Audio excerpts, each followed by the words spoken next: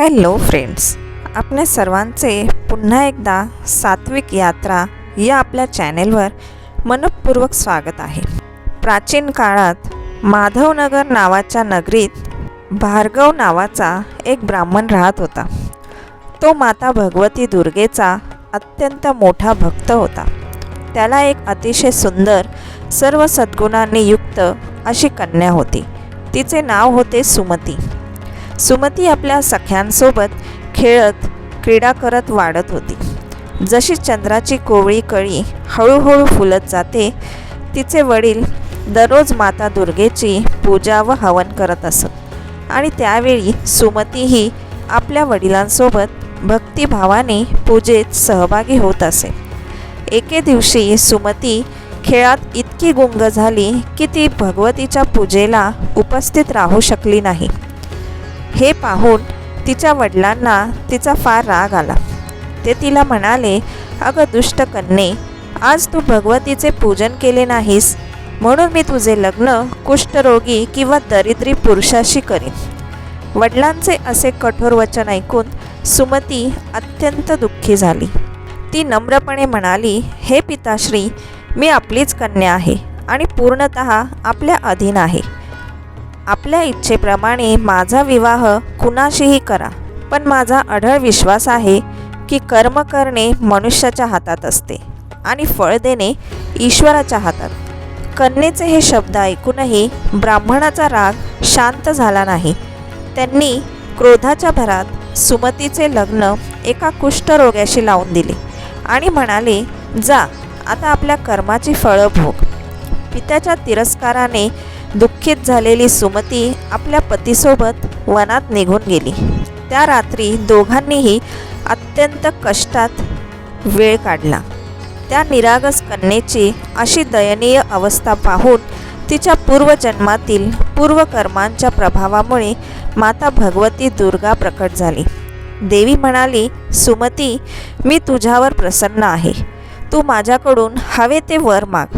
हे ऐकून सुमती म्हणाली, आपण कोण आहात हे मला कृपया सांगा।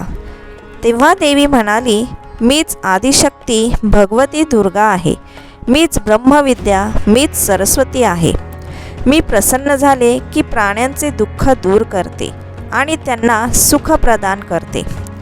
तुझ्या पूर्वजन्मातील पुण्यामुळे मी तुझ्यावर प्रसन्न आहे। पूर्वजन्मात तू एका भिल्लाची पत्नी होतीस। एके दिवशी तुझ्या पतीने चुकून चोरी केल्यामुळे तुम्हा दोघांना कारागृहात डांबले गेले। तिथे नवरात्राचे 9 दिवस तुला अन्नपाणी मिळाले नाही आणि नकळत नवरात्र व्रत तुझ्याकडून पूर्ण झाले। त्या व्रताच्या प्रभावाने मी प्रसन्न झाले आहे। आता तू मनोवांछित वर माग। हे ऐकून सुमती म्हणाली, हे दुर्गा माता, जर आपण माझ्यावर प्रसन्न असाल तर कृपा करून माझ्या पतीचा कुष्ठरोग दूर करा। देवी म्हणाली, मागच्या जन्मात जे तू नवरात्र व्रत केलं होतंस त्या 9 दिवसाच्या पुण्यातील 1 दिवसाचे पुण्य तू तुझ्या पतीच्या आरोग्यासाठी अर्पण कर, म्हणजे तुझा पती बरा होईल। सुमतीने होकार दिला आणि देवीने तथास्तु म्हटले। तिच्या पतीला 1 दिवसाचे पुण्य अर्पण केले। तसे होताच त्या पुण्याच्या प्रभावाने सुमतीचा पती निरोगी, सुंदर व तेजस्वी झाला। हे पाहून सुमती भावविवश होऊन देवीची स्तुती करू लागली।